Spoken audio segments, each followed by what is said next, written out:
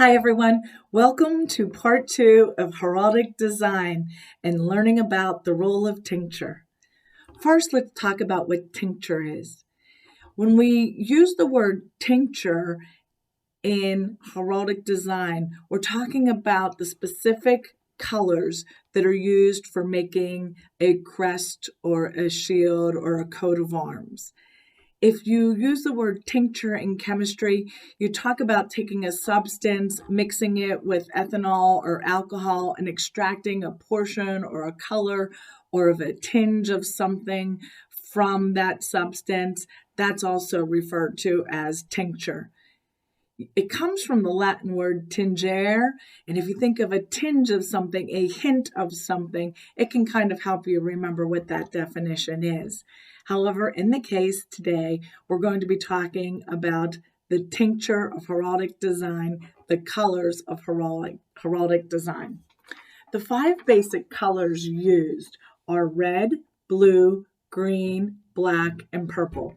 But I thought it would be fun to teach you the heraldic terms for these colors. First, red is called gules, blue, azure, green, vert, black, sable, and purple, purpure. I thought that would be interesting for you to learn.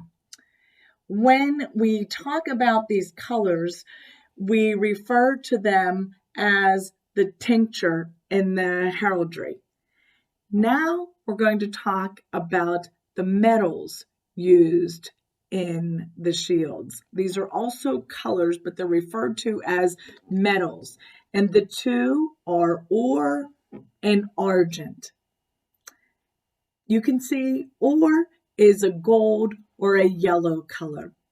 The word ore, O-R, in heraldic design actually stems from the word aurum. In Latin, A-U-R-U-M means gold. Think back to when we learned about the periodic table of elements. Remember that Dmitri Mendeleev used Latin to come up with the names, the symbols for the elements that he identified on the periodic table. The symbol for gold is Au. That comes from the Latin word aurum, A-U-R-U-M. Then we have argent, which is white or silver. And the word argentum means silver in Latin. And once again, when we reference the periodic table, we think of the symbol Ag for silver. Now, I've emailed this sheet to your parents so you can print it and follow along with me. And finally, when we also talk about creating an escutcheon or a shield, we have to talk about the furs, which is a particular pattern or colors used.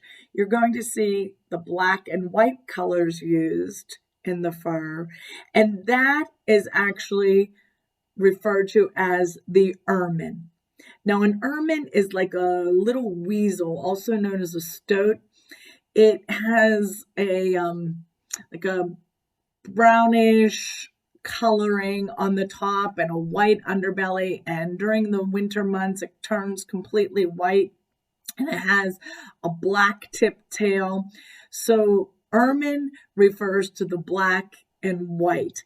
Now, at the time of knights, and when we think back to England in the late 1100s, the capes of royalty or the knights would have some sort of fur trim representative of that from the ermine, the black and white that you see.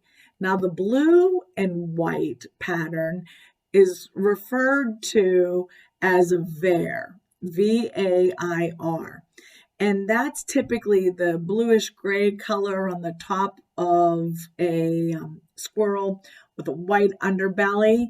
And that alternating blue and white pattern, that fur would be used on the trim of a cape or a cloak as well. So these particular colors are what we refer to as the colors of heraldic design, the metals of heraldic design, and the furs of heraldry.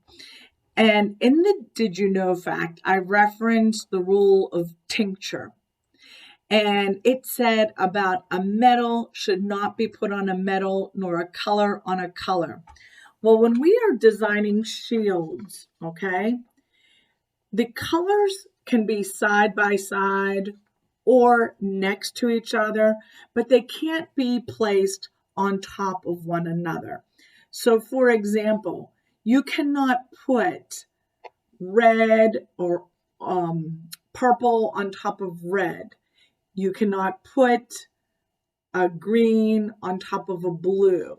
If you did that, the colors wouldn't stand out as much. So that's the rule. The rule is you don't want to put a color on top of a color because it wouldn't stand out. You wouldn't take a green and put it on top of a purple, but you could have these colors next to each other. Now, when creating a shield or an escutcheon, you can mix colors and metals, the ore and the argent.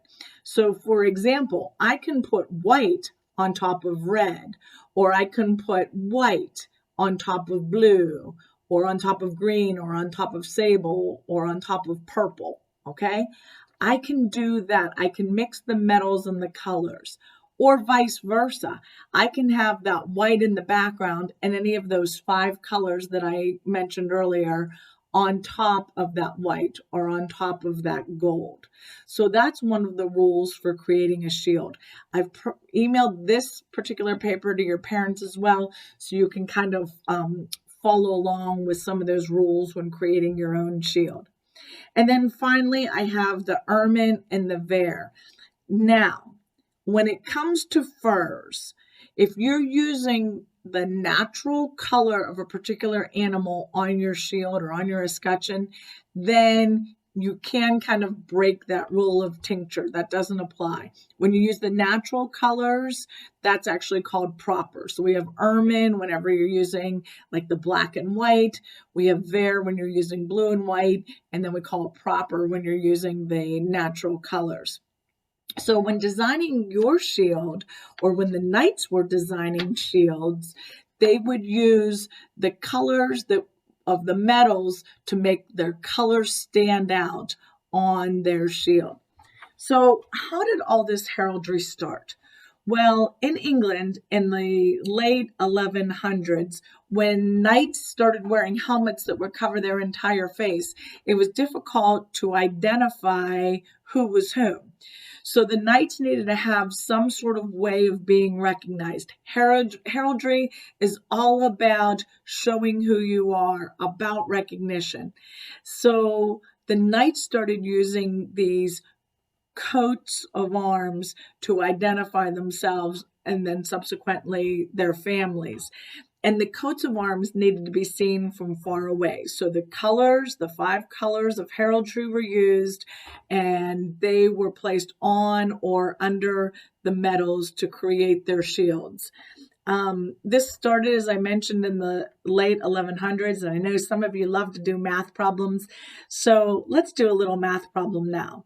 If this is the year 2020, how long ago did the knights in England start to use heraldry as a form of identification in battle or in tournaments? Can you come up with the operation you would use? If you said 2020 minus 1100, you were correct. What answer did you get? Did you get 920? If so, give yourself a star. So a little more than 900 years ago, the heraldic color scheme, let's say, began to be used on these coats of arms. So we're going to stop here, and then you'll click on part 3 for the rest of the lesson.